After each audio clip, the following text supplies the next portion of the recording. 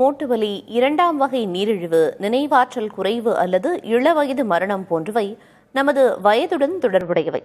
இந்த அபாயங்களை குறைக்க உதவும் 3 முக்கிய உடற்பயிற்சிகளை பற்றி பார்க்கலாம்.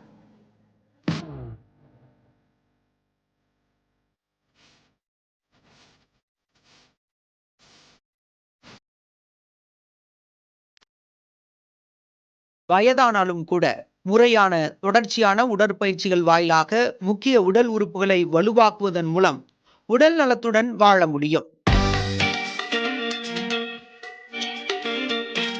புஷ்அப் செய்தல், நாற்காலியின்றி அமர்வது போன்ற பயிற்சி, நின்றவாறு குதிகாலை உயர்த்துதல் ஆகிய 3 முக்கிய உடற்பயிற்சிகள் சக்தி வாய்ந்தவையாகும்.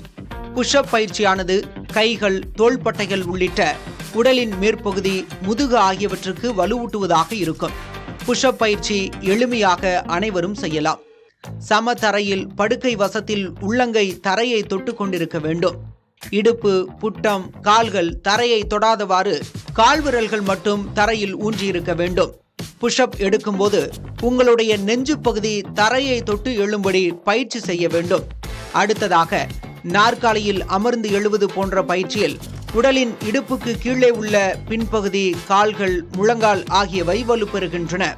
2 கைகளின் விரல்களையும் கோர்த்து இறுக்கி பிடித்தபடி நாற்காலியில் உட்கார்ந்து எழுவது போல செய்ய வேண்டும். இந்த பயிற்சியை மேற்கொள்ளும் போது உங்களது பாதங்களை தோள்பட்டையின் அகலத்துக்கு ஏற்ப விரித்து வைக்க வேண்டும். தரைப்பகுதிக்கு இணையாக தொடை இருக்கும் வகையில் பாதங்கள் உங்களுடைய உடலின் கீழ்ப்பகுதிக்கு வெளியே இருக்க வேண்டும். மூன்றாவதாக நின்றவாறு குதிகாலை உயர்த்தும் பயிற்சியில் ஒட்டுமொத்த உடலுடன், குறிப்பாக கணுக்கால் தசைகள் நெகிழ்வு பெறுகின்றன. மூட்டு, முழங்கால் ஆகியவை வலுவடைகின்றன.